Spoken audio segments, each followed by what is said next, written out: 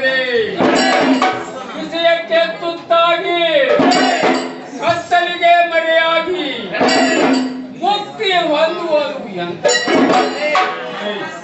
ಮನದಲ್ಲಿ ಶುದ್ಧವಿಲ್ಲದವನು, ಮಾತಿನಲ್ಲಿ ನಿಜ ಇಲ್ಲದವನು, ಇಂದ್ರಿಯಗಳಿಗೆ ಅಧೀನನಾದವನು, ಇವರೆಲ್ಲ ದೊಡ್ಡ ಶರಣರೇ. ಲಿಂಗ ಧರಿಸಿದವರೆಲ್ಲ ವೀರ, ಖಡ್ಗ ಹಿಡಿದವರೆಲ್ಲರೂ ಸೂರರೇ, ಸತ್ತವರೆಲ್ಲ ಸ್ವರ್ಗಕ್ಕೆ ಹೋಗುವರೇ. ಕಬ್ಬಿಯ ಕೈಯಲ್ಲಿ ರಕ್ತದ ಹಾರವನ್ನು ಕೊಟ್ಟರೆ ಅದು ಕಡಿದು ಚೆಲ್ಲುವುದು ಹೊರತು ಆ ಬೆಳಕಿನ ಮಹಿಮೆಯನ್ನು ಅರಿಯುವುದಿಲ್ಲ. ಹಾಗೆ ನಾವು ವೀರ ಶೈವ ಧರ್ಮಕ್ಕೆ ಹುಟ್ಟಿ ಬಂದ ಮೇಲೆ ಲಿಂಗ ಧರಿಸಿ ಲಿಂಗ ಪೂಜೆಯನ್ನು ಮಾಡಿಕೊಳ್ಳಬೇಕು. ಕೂಡಲ ಸಂಗಮನಾಥ ಕಡೆ